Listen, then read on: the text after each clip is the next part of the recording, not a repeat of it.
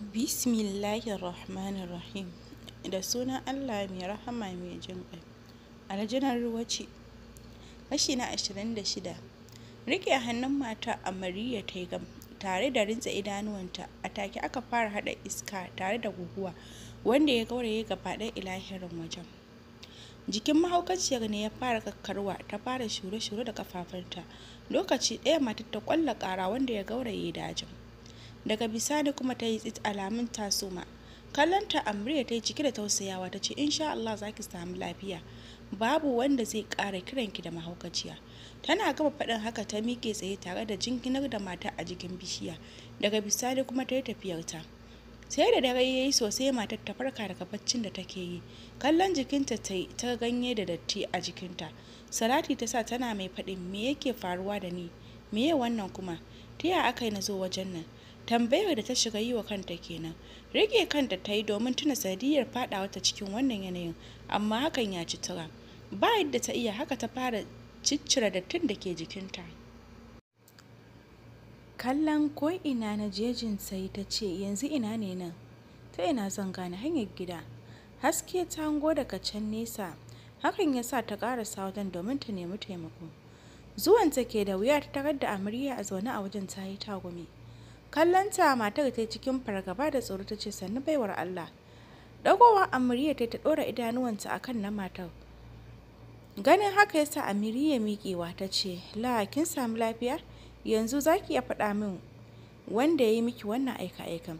Cikin rashin fahimta da takali ta ce kamar ya kenan. Dama kin san ni ne? Amarya ta ce ni ce wadda na warkar da ke daga ciwon hauka da yake. Ina so ki faɗa min wanda ya miki haka. Dafe kanta Dr. Khadija ta yi, sai a lokacin ta fara tuna abin da ya wakana a baya. Kallon Amarya ta ce wata azzalima mara imani wacce babu tsoron Allah ko kaɗan a cikin zuciyarta, don zuciyarta a bushe take, ko ɗigon imani ba ta da shi. Kallonta Amarya ta ce ko ma wace ce wannan ba za ta taɓa kai rashin imanin man ba. Dr. Khadija ta ce wace ce ke? Me ya kawo ki cikin jejin nan da tsakar daren nan? Amarya ta ce wacce ta yi sanadiyar faɗawanki wannan halin da kike ciki, to ni ma ita ce ta kawo ni jejin nan. Ta yi amfani da makircinta wajen korata daga gidan. Na tabbatar matan nan sai ta gasa musu aya a hannu, saboda bana nan, kuma ta saka sun kore ni. Tana nuna musu soyayya a fili, ba tare da sun san cewa ita azzalima ba ce. Dr. Khadija ta ce, kina nufin Karima Devilish Mother? Amarya ta ba ta amsa da faɗin kwarai ita. Dr. Khadija ta ce, kenan ke wace ce a gurin su? Kallon Dr. Khadija Amarya ta ce, ni ɗan matar wanda take ƙarya cewa ɗanta ne. Dr. Khadija ta ce, kenan ke ma kin san ba ta haifi Kabir ba? Amarya ta ba ta amsa da cewa kwarai na sani. Share hawayen da ke ƙoƙarin zubowa Amarya ta yi sannan ta ce, kuma na ɗauka wa kaina alƙawarin cewa ni dai ba zan ƙara ɗora ƙafata a wannan gidan ba har abada, ko da kuwa hakan zai yi silar rugujewar rayuwata. Dama lokaci ƙalilan ne ya rage min a raye, kasancewa ta kuma aljanar ruwa, hakan ba zai sa na ƙara taimakon wannan ahalin ba.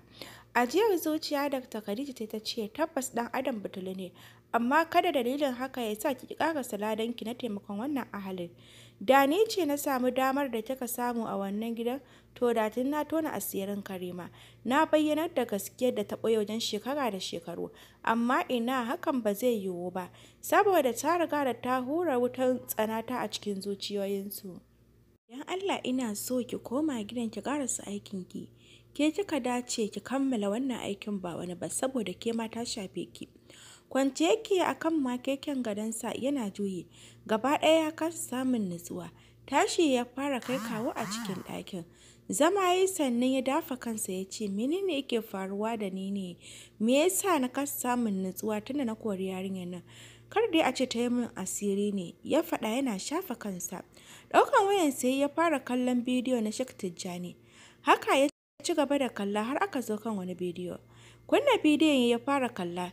Su ummi ne da su Nadira wajen upstairs din, suna cewa Nadira ta je za ta yi nasara. Shi kuma a lokacin Sadiq ya kunno kai, tana shirin fadawa kan Kabir ta fada jikin Sadiq. Dariya ya saki yana mai faɗin, wai dama haka Nadira take so na ban sani ba, gashi Allah ya bata mafi alkhairi a gare ta. Bidiyon gaba ya kunna tare da ƙara volume. Amarya ce zaune tana kuka inda sinadara sai rashinta take. Amarya ta ce don Allah ina so zan je na ba su haƙuri. Kalisa ta ce ke aka zalunta kuma ke ce da ba da haƙuri. Amarya ta ce ƙwarai ina so zan ba shi haƙuri. Dalili na mam ta wanka masa mari. Da wani ido ke so ya kalle ni. Wallahi ba na so na ga abin da zai ɓata masa rai. Ta ƙarasa magana tare da fashewa da kuka. Sosai ya ji tausayinta ya kama sa. Shafa fuskanta ya yi a wayan ya ce Allah sarki tabbas na sani cewa ko da yaushe ina cikin kuntata miki ne. Baki taɓa roƙata wata alfarma na cika miki ba. Tabbas ni ɗin mugu ne kuma mara imani. Tabbas na yi da na sani ki yi haƙuri ki yafe mu. Murmushi anta amarya ta saki. Babu kalmar da take furtawa sai alhamdulillah alhamdulillah. Abin da take nanatawa kenan. Share hawayenta anta amarya ta yi sannan ta ƙara ƙwanƙwasa ƙofar ɗakin. Sauran ajiye wayan ya ce waye a wannan lokacin. Anta amarya ta ce ni ce Kabir. Kabir ya ce shigo ciki. Shiga ciki anta amarya ta yi tare da samun guri a gefen gadon ta zauna. Cikin rashin fahimta amarya ta ce ta ya ta shafe ni. Menene haɗina da su? Ni ma zobe na ne ya kai ni gidan. Amma da babu abin da zai sa na fito duniyar mutane. Asali ma ni na tsani bil'adama saboda yawancinsu ba su da imani. Don haka babu abin da zai ƙara haɗa ni da wannan gidan. Tunda na bar ta to na bar shi kenan. Zobe na kuma sai dai na mutu. Amma ni da gidan nan har abada. Dr. Khadija ta ce kada ki ce haka Amarya na san ki fiye da tunaninki. A tunaninki yau na fara ganin ki? A'a na san ki shekara da shekaru.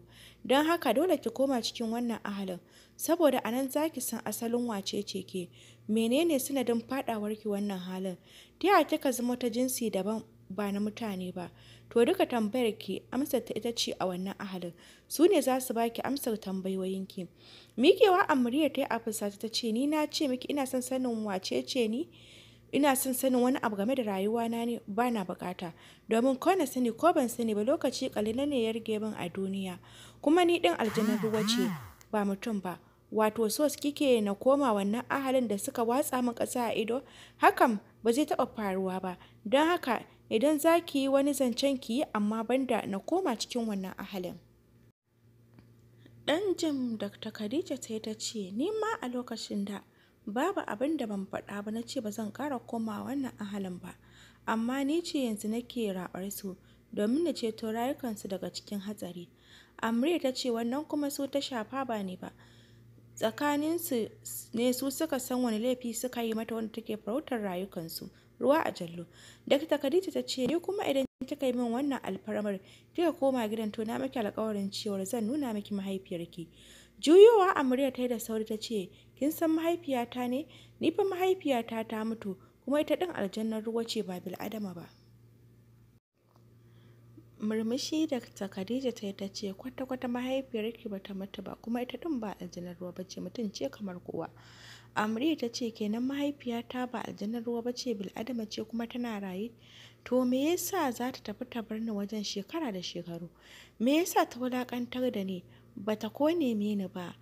Hakan yana nufin kenan ba ta damu da ni ba ko kuwa hakan yana nufin ba ta so na. Dr. Khadija ta ce kada ki yi wa mahaifiyarki gurguwar fahimta. Asali ma ita ba ta san ma kina raye ba. Kuma babu ranar da za ta tashi ta faɗi ba ta yi kuka a kanki ba. Don haka idan kika cika min alƙawari na wajen tona asirin Karima to tabbas zan kai ki wajen ta. Share hawayenta Amarya ta ce shikenan zan tafi zan koma gidan ba don komai ba don in cika miki muradinki. Amma da ba don haka ba da ba zan ƙara zuwa gidan ba. Yauwa Dr. Khadija ta ce sannan ta ce shikenan yata Allah ya dawo da ke lafiya. Miƙewa Amarya ta yi lokaci ɗaya jiri ya ɗebe ta. Da sauri Dr. Khadija ta riƙe ta tare da zaune da ita ce me ya faru? Amarya ta ce wallahi ban sani ba tun ɗazu nake jin tashin zuciya.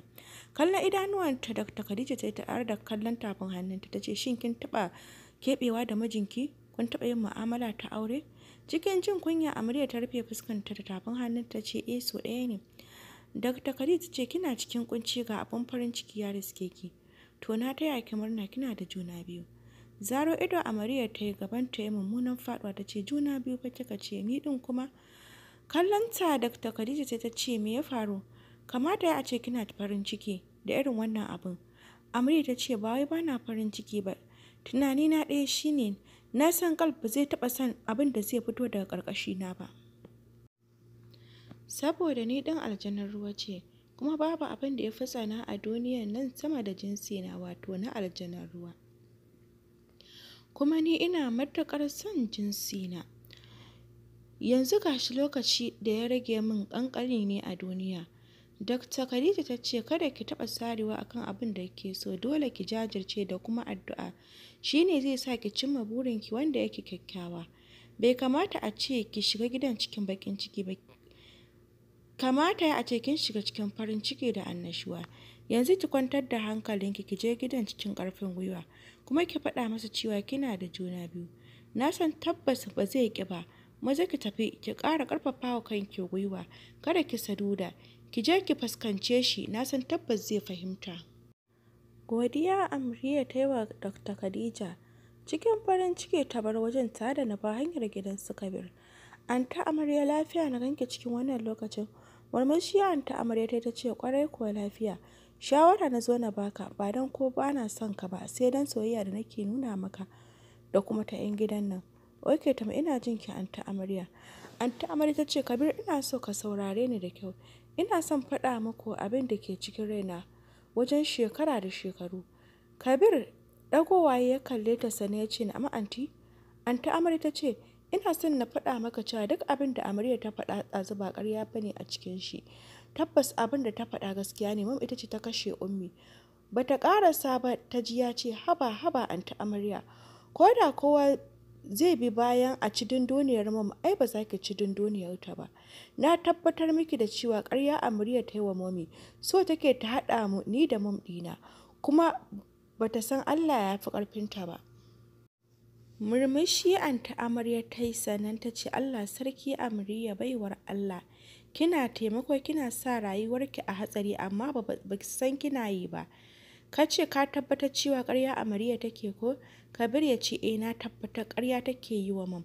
Anta Amarya ta ce tunda ka tabbatar to menene hujjarka? Kabir ya ce ba da hujja, amma na san mam ba za ta taɓa yin wannan abun ba. Idan ma ta yi riba me za ta ce?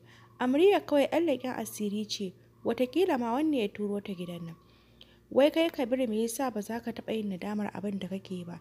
Saboda mahaifiyata ta tsaya min, kuma duk wanda mahaifiyar shi ta tsaya mishi domin kare rayuwar ɗanta babu wani mahaluki da zai iya cin galaba a kansa. Kenan kana nufin Amarya ba mutuniyar kirki ba ce? Daidai lokacin da Amarya ta ƙaraso cikin gidan, jin muryar Kabir ta yana cewa ƙwarai kuwa Amarya ba mutuniyar kirki ba ce. Cak Amarya ta tsaya tare da jingina a jikin ƙofa tana jin abin da yake faɗi. Kabir ya ce tunda yarinyar nan ta ɗora ƙafafuwanta a gidan nan, to tun a lokacin masifa da bala'i suke ta faruwa, tabbas yarinyar nan ba mutuniyar arziki ba ce. Da na fara da na sanin abin da na aikata mata, amma shigowarki yanzu yasa na tuna da cewa tabbas ita macuciya ce, muguwa ce, mara imani. Babu macen da na fi tsana a duniyar nan sama da ita. Na tsane ta, tsana mafi muni. Kin ga karewar ta ma? Ba na son na ƙara haɗa ido huɗu da ita. Ba na son na ƙara ganin ta har abada a rayuwata. Hawaye ne suka fara gangarowa daga idanuwa Amarya. Hannunta ne suka fara kakkarwa, kuka ne ke shirin suɓuce mata. Saurin rufe bakinta ta yi tare da rinza idanuwanta, jin zuciyarta kamar za ta fito. Tashi ta daga jikin ɗakin inda wukan ya ci ƙarfinta. Juyawa gaba ɗayansu suka yi inda Kabir ya ce waye a nan. Saurin rufe bakinta ta yi tare da saurin barin gidan. Bude kofan Kabir ya yi, ya ga babu kowa. Fitowa Anta Amarya ta ce shikenan ni zan wuce. Ina fatan ka gane gaskiya. Tana kaiwa nan ta ficewarta.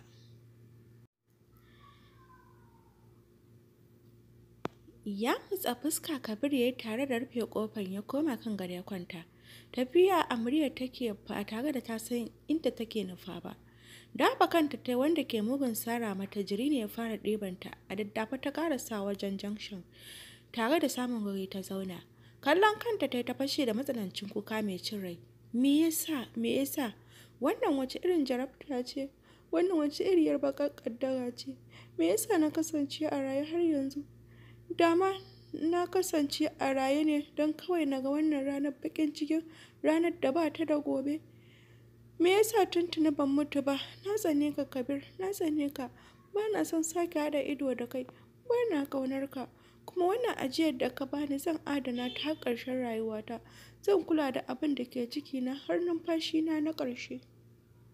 Tabbas zan nisance ka kamar yadda ka buƙata. Ba za ka sake haɗuwa da ko inuwata ba. Ka riga da ka gina min tsana a cikin zuciyata, rayuwata da komai nawa. Na sa kaina a haɗari don kawai naga ka kuɓuta baka cutu ba, amma hakan bai sa ka gani ba. To masu saurare, duka anan zan tsaya da karanta muku wannan littafi mai suna aljanar ruwace. Ni ce taku har kullum Hafsat Idris Adan mai gwanjo. Kar ku manta idan wannan ne karanku na farko zuwa YouTube channel ɗina, ku danna subscribe, like, comment, ku yi sharing group domin su ma 'yan wasu rinka saurari littattafan da nake ɗorawa. Idan mutum yana son ya rika jin farkon littafin, ga wanda ba su samu jin farkon littafin ba, su yi sacin ɗin YouTube ɗina mai suna Hafsat TV channel, to za ku ga wannan littafin ya fito muku. Ko kuma ku yi sacin ku rubuta aljanar ruwa ne, ku rubuta kamar in part 1 kuke so ko part 2, kuna rubutawa za ku ga ya fito muku. A kuma kan wannan YouTube channel ɗin nawa akwai sauran littattafai da na karanta su ma a baya, za ku iya duba su ma ku saurara. Sannan kuma nan gaba insha Allah zan ci gaba da kawo muku daɗaɗɗen littattafai. Kar ku manta, ni ce taku har kullum Hafsat Idris Adan mai gwanjo. Na gode.